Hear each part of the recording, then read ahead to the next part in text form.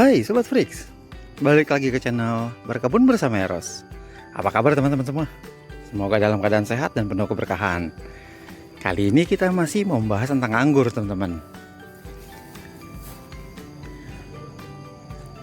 Tapi kali ini balik lagi, tujuannya masih ke pemula. Karena saya lebih senang berbagi, bukan lebih senang sih, tapi memang pemula yang lebih membutuhkan sedikit informasi. Kalau yang udah senior pasti udah jago lah, nggak perlu lagi dibahas hal-hal ini. Oke. Untuk yang ini, kali ini kita mau membahas tentang pembuahan anggur. Nah, buat teman-teman yang baru nanam anggur, pembuahan anggur itu berbeda dengan pembuahan buah-buahan lainnya yang tinggal teman-teman tanam, pupuk, dia akan berbunga dan berbuah dengan sendirinya. Tapi kalau anggur itu memerlukan teknik pembungaan sendiri dan pembuahan. Ya, di anggur itu ada dua teknik pembungaan atau pembuahan. Jadi yang pertama itu kita panggil namanya pruning. Nah, pruning, dan yang kedua adalah potes pucuk. Berhubung di sini saya menanamnya dengan metode tambu lampot, jadi saya makainya di planter bag. Tujuannya juga agar cepat pembuahan dan kemudian cepat berangkat sih teman-teman di pohonnya. Jadi yang saya pakai itu adalah tekniknya potes pucuk. Ya, sekarang hasilnya akan seperti apa? Apakah berbeda dengan pruning? Sebenarnya kalau hasil itu, bicara hasil bukan ditentukan oleh prosesnya, tapi ditentukan oleh pohon itu sendiri. Ya, teman-teman. Oke, sekarang kita mulai dari potes pucuknya. Nah, potes pucuk itu apa sih? Pucuknya dipotes? Iya, potesnya dipucuk atau pucuknya yang dipotes. Betul. Namun prosesnya nggak seperti itu aja, nggak cuma mentang-mentang dipotong, dipotes, kemudian keluar bunga, nggak gitu juga. Ya, yang pertama teman-teman lakukan itu harus lakukan perawatan tanaman dulu.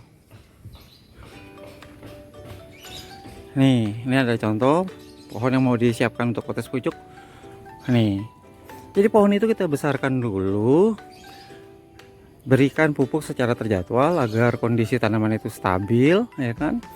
Kemudian celur rambat serta tunas air yang di bagian bawah ini dibuang teman-teman, agar nutrisi itu mudah naik ke atas. Tapi tunas air yang ada di daerah atas itu teman-teman jangan buang. Tujuannya nanti walaupun dia memakai nutrisi, tapi dia akan membantu si akar memperbanyak akar untuk menghasilkan nutrisi lebih banyak naik ke atas. Biarkan dulu. Ya, tapi nanti begitu potes pucuk, selesai dipotes pucuknya, diberikan pupuk, baru belakangan dia akan dibuang nih tunas airnya semua. Gitu teman-teman. Oke, seperti ini ada sulur rambat, kita buang.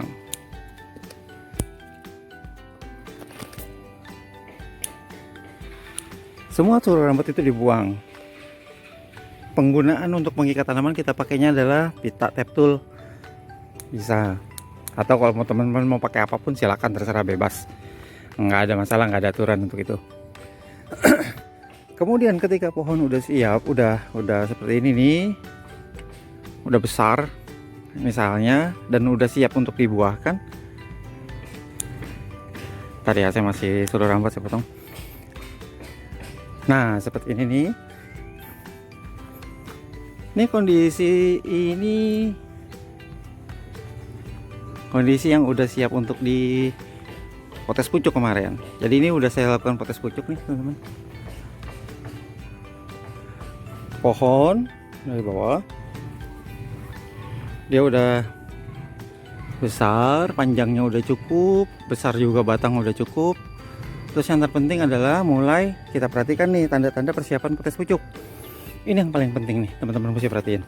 Pertama, kondisi potes pucuk itu baiknya dilakukan setelah ada beberapa tanda yang muncul. Yang pertama itu adalah mature leaf. Apa itu mature leaf? Mature leaf adalah daun yang menunjukkan kedewasaan seksual si pohon. Kalau kita lihat di pohon monstera, tanaman hias, sebentar biar gampang.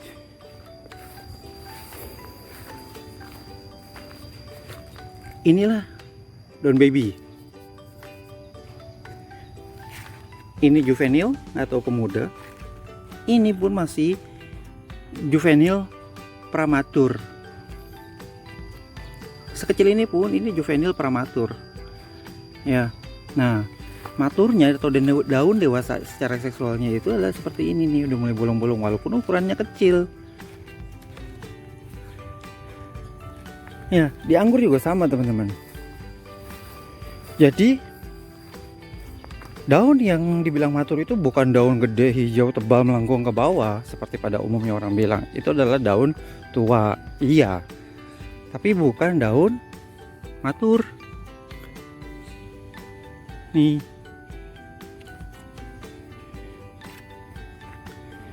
Nah, di anggur nih, ini daun juvenil nih teman-teman nih.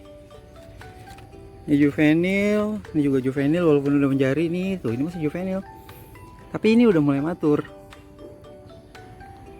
Lebih menjari, lebih runcing, ujung koko daunnya runcing, loopnya juga lebih ke dalam. Ya. Pada kondisi seperti itu baru kita layak mulai lakukan potes pucuk. Nih, untuk di tanaman yang ini kita belajar dari sini aja deh biar nggak bingung. Nah, yang udah menjadi banget tuh. Bandingkan dengan ini nih. Ini trans nih. Ya kan? Nih, ini kan daunnya masih juvenil. Kemudian dia udah tambah menjari banget nih. Nah, untuk kondisi seperti ini, potong ujungnya dulu. Tik. Nanti si batang ini akan makin membesar dulu, teman-teman. Karena tadinya nutrisinya ini harusnya ngedorong ke ujung, tiba-tiba ditahan, dia akan mengendut. Sama seperti balon kalau kita tiup. Jadi gede dulu. Nanti begitu dia udah gede, ya kan? Saat inilah habis potes pucuk kita masukkan pupuk yang kemarin saya jelaskan tuh, KNO3 merah dan MKP. Setelah itu buds mulai akan bereaksi membesar.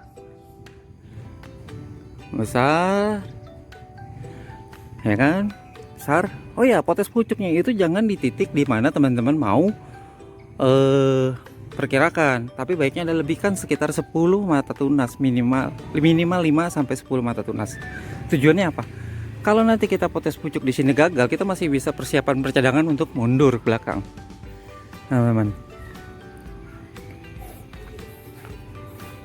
Nih. Dilebihkan, ini tunas air jangan dibuangin dulu. Tujuannya apa?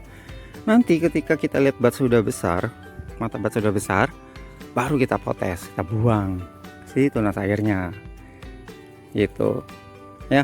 Habis si pupuk dibiarin dulu, tunggu batang jadi semburat merah, tanda kedua. Tanda pertama mature leaf. Dalam kondisi mature leaf, potong pucuknya ya kan. Habis itu kita biarin dulu, kemudian nunggu tanda kedua adalah batang semburat merah, teman-teman. Batang semburat merah. Dari batang semburat merah, kemudian dia udah lebih mengeras. Nanti tunggu tanda ketiga. Tanda ketiga itu adalah buds yang udah mulai membesar, berwarna putih, berwarna coklat, ada garis putih dan bentuknya bulat. Nah, dari situ kondisi itu tinggal teman-teman tarik aja itu semua tunas airnya. Tunas air yang tadinya di atas dibuang. Maka nanti akan seperti ini, teman-teman. Seperti itu.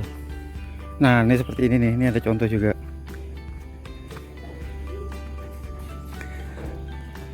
Ini pecah.